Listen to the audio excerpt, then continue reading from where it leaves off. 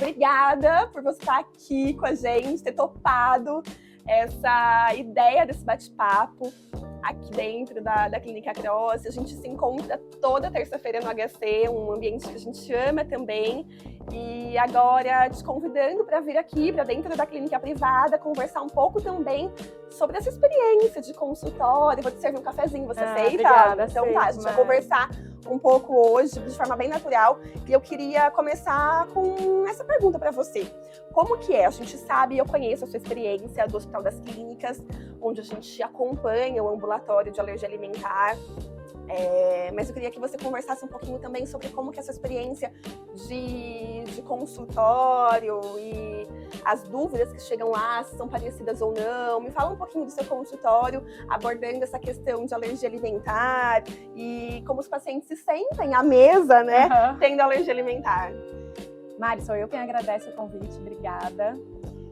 Realmente é um desafio muito grande a alergia alimentar no consultório, né? Porque a gente recebe os pacientes que acham que tudo que eles têm de sintomas podem ser associados à alergia alimentar. Então esse é o grande desafio, é a gente desrotular, a gente tirar esse mito de que nem tudo que o paciente sente é alergia alimentar. Então acho que o maior desafio é tentar colocar cada sintoma na sua gaveta e desmistificar essas questões de alergia alimentar. Então, assim, eu costumo dizer que existem dois grandes grupos de reações adversas aos alimentos. As alergias verdadeiras, né, que são as alergias alimentares verdadeiras, e as intolerâncias alimentares. Perfeito. Né? E dentro desse grupão de alergias alimentares verdadeiras, existem as alergias imediatas, que são aquelas que acontecem em 1 hora da exposição, então comeu, teve a reação. E essas são as reações potencialmente mais graves, né, que evoluem aí com anafilaxia. E tem as alergias mais tardias, aí com mais de 2 horas ou até muitas horas depois da ingesta. Então, assim, acho que de uma forma geral, essa é a diferenciação assim, que eu faço, e é difícil tentar colocar isso na cabeça de todo mundo, porque no dia a dia eles acabam achando que tudo que se come tem interferência nos sintomas. Eu concordo com você, eu também percebo isso. Você sabe que eu no consultório, no HC, a gente não faz intolerâncias alimentares. No consultório, eu tenho até, às vezes, tratado intolerância. Sim. Porque muitas vezes vem realmente com esse diagnóstico diferencial mesmo. É alergia ou é intolerância, às vezes o paciente já passou por outros profissionais. Lógico, tenho colegas também gastroenterologistas e que tem essa parceria de muitas vezes eu poder encaminhar quando é algo de intolerância que o gastro tenha que ter esse olhar mais específico, mas tem algumas intolerâncias que eu acabo tratando, cuidando, investigando mesmo como diagnóstico diferencial. Eu super concordo com você. E as gravidades também são diferentes, né? Sim. As intolerâncias a gente sabe que não vai colocar em risco a vida, e uma alergia IgE mediada, como aquela que você estava falando, né, que é bem específica. Sim, se o paciente tem uma alergia IgE mediada, que os sintomas são muito rápidos, como você comentou, às vezes dentro de um ambiente, de um restaurante, por exemplo, pode acontecer uma reação potencialmente grave, né? E eu acho que outro desafio também muito importante, assim como a gente tem essa boa relação com outras especialidades, vem também muitos pacientes encaminhados para a gente investigar, né? Então também muitos médicos mandam para a gente investigar determinadas intolerâncias. Então às vezes o paciente tem distensão abdominal, dor abdominal, e acabam outros não especialistas encaminhando para a gente desvendar o que de fato é alergia alimentar ou não. Já que a gente está falando de alergia alimentar, tem uma doença que faz muita interface e a gente também vê bastante no ambulatório, que a gente faz lá no HC, mas eu queria que você contasse, até porque é um tema que você está se aprofundando bastante por causa da sua pós-graduação. Conta pra gente um pouco sobre a esofagite eosinofílica. A esofagite eosinofílica, né? Então, dentro aí desses grupos de alergia alimentar, ela se encontra dentro da alergia alimentar verdadeira, mas uma alergia alimentar que está ali como mista, está no meio do caminho, assim. Ela não é uma IgE mediada, A IgE, ela tem alguma participação, mas não é a participação mais importante, né? Então, é uma doença aí dentro das doenças atópicas que evolui com uma inflamação, né, persistente do esôfago, onde o paciente acaba depois tendo alterações mais estruturais do esôfago, impedindo principalmente na alimentação. Tem alguns alimentos, inclusive, que estão mais envolvidos no desenvolvimento, na piora da esofagite eosinofílica. Quais são, Reusa? Os principais alimentos envolvidos são leite e trigo. Esses são os principais. E eu concordo com você que o paciente vê um IgE positivo no sangue, já começa a fazer restrição alimentar, e aí tá a grande questão que a gente, né, Mari, tanto eu como você e todos os alergistas que trabalham com alergia alimentar, a gente lida, né, com essa questão importante. As restrições alimentares por exame. Então isso é um desafio também pra gente, né, ter que olhar esse paciente, olhar essas IgEs e tentar explicar para ele o que de fato é alergia alimentar, IgE mediada, e o que é apenas uma causa de esofagite eosinofílica não IgE mediada. Exatamente, porque de repente é o que a gente trabalha muito na informação sobre isso. Eu acho que a gente tem essa oportunidade aqui para falar mais, que é bem isso. De repente esse paciente fazia uma restrição só por exame, de repente ele nem era alérgico, ele se torna alérgico, né? Sim, porque aí as células reguladoras dele param de trabalhar, né? Não precisam trabalhar a tolerância para tolerar aquele alimento, porque como ele não ingere o alimento, as células de tolerância param de trabalhar, ficam ali esquecidas, adormecidas, e aí pode sim passar a ter depois, por conta de uma restrição desnecessária, uma reação IgE mediada. Uma alergia IgE mediada também, na né? reexposição. Aí ele ganha mais uma doença. Ô Rei, já que a gente está falando de esofagite eosinofílica, conta um pouco sobre os sintomas. Quais são os sintomas dessa doença? Tá.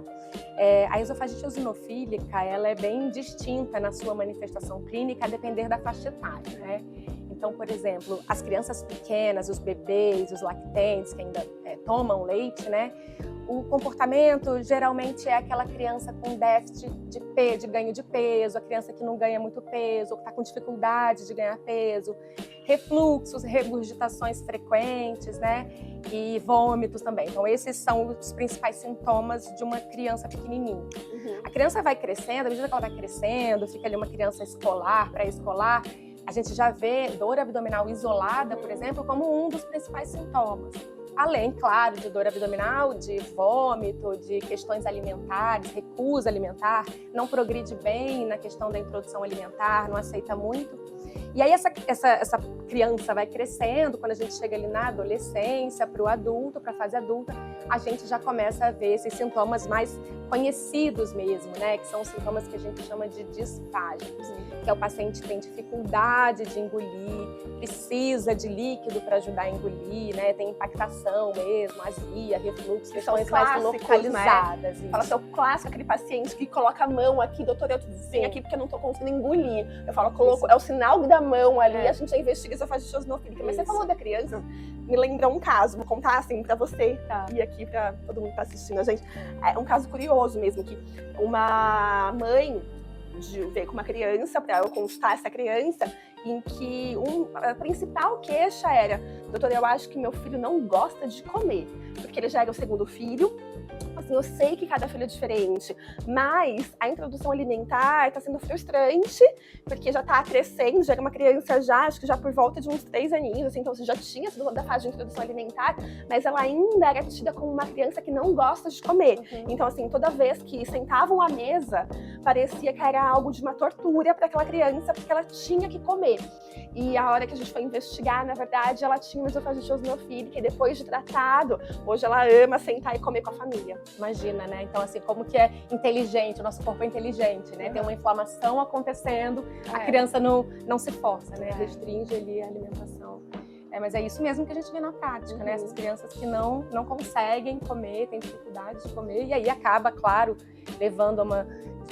pode levar a uma desnutrição, né? Carências aí de vitaminas e de nutricionais mesmo. Exatamente. E adulto, eu tenho paciente adulto, por exemplo, que vão fazendo realmente assim, algo e que falou, nossa, ele chegou ao ponto de cortar um analgésico, por exemplo. Era bem típico, isso me marcou bastante também. É um comprimido de dipirona, por exemplo, ele não conseguia tomar inteiro. Precisava cortar. Então ele cortava. E ele achava isso normal.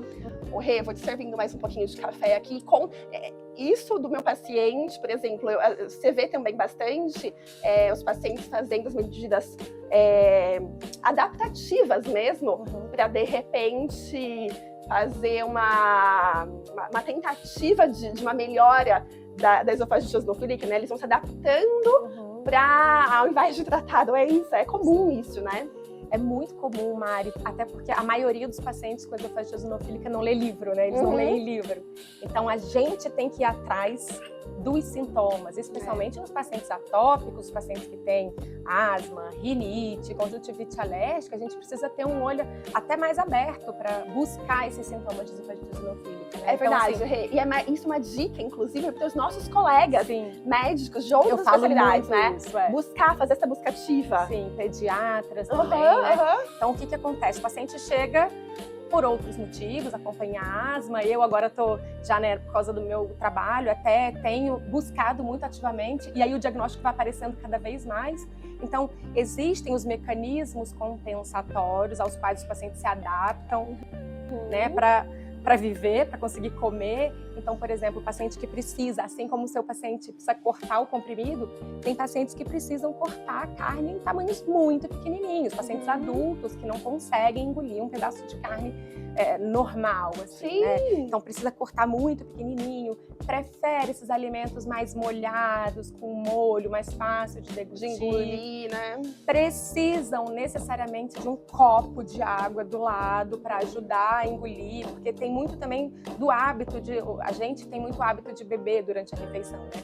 E aí a gente tem que marcar bem com o paciente. É um hábito que você tem de beber? Da família, ou se eu tiro o seu copo de água do lado, você consegue comer. E ele fala, não, eu não consigo, eu preciso do copo de água. Então é isso, cortar os alimentos bem pequenininhos, precisar de alimentos mais molhados. E também, paciente que demora muito tempo à mesa para comer, né? Muitas vezes eu pergunto para o paciente assim, você demora muito para se alimentar? E ele fala, não. Mas você é o último a levantar da mesa? É o último a terminar? E aí, às vezes, até, né, o paciente que está do lado, a pessoa que está do lado do paciente, dedura, né? Você é o último sim, você é o último sim, Então, esses aí a gente chama de mecanismos compensatórios. O paciente passa a executar esses mecanismos como uma forma de compensar a inflamação. Igual do comprimido do paciente, né? Ou evitar realmente, não toma o comprimido. Isso. E nunca, às vezes, parou para pensar que isso pode ser alguma alteração realmente de alguma doença, que hoje faz parte até da marcha atópica, que é muito mais comum em quem tem dermatite atópica, rinite, asma, alergia alimentar. E é uma doença recente, né? É uma doença recente. A gente não via essa... As pessoas falam, eu achei que isso fosse normal, eu achei que fosse meu, né? Além dos sintomas mais clássicos, que a gente já comentou um pouco sobre a esofagite eosinofílica, tem algo que eu tenho certeza que é novidade mesmo. Poucos alergistas, gastroenterologistas, pediatras conhecem, e os pacientes também muitas vezes não reconhecem como alguns dos sintomas de esofagite eosinofílica. E você é especialista nesse assunto, está estudando muito síndrome FIRE. Então, Mari, cada vez mais eu tenho gostado de estudar a esofagite eosinofílica. Você também, né? Também gosto muito, mas está estudando bastante. Você está fazendo a sua pós-graduação, provavelmente seu mestrado, doutorado, vão ser nessa área, né, Rê? Você tá com pique para isso mesmo? Tá estudando? Tô gostando de estudar isso. Então, voltando assim na sua pergunta, né? Existem os sintomas clássicos de esofagite eosinofílica, que são sintomas que ocorrem por conta de uma inflamação esofágica. Então, uma dificuldade de passar o alimento ou um retorno desse alimento, no caso de vômito, né, de impactação alimentar. Isso a gente chama de sintomas disfágicos, clássicos da esofagite eosinofílica. E a gente começou a ver, a observar pacientes que não têm sintomas disfágicos, têm esofagite eosinofílica, mas apresentam sintomas estranhos, que não dá pra gente encaixar ali dentro desse padrão disfágico da esofagite eosinofílica. Por exemplo, a gente acaba achando que quando o paciente tem esofagite eosinofílica e sintomas de impactação, vai impactar mais aquele alimento mais denso, uma carne, pedaço grande, um pedaço de pão, né? E o que a gente começou a perceber? Que pacientes que não têm uma inflamação tão importante no esôfago começaram a ter sintomas com líquido, por exemplo, com uma cerveja, com um suco de uva. E aí que não é o comum, não é a regra, não né? fazia muito sentido. Então, ao longo do tempo, a gente começou a se questionar que sintomas são esses. E os principais sintomas que esses pacientes dessa outra caixinha, né, relatam são sufocamento, estreitamento, aperto, pressão, muitas vezes uma dormência, e eles usam muito aqui uma dormência, sintomas que eles não conseguem explicar.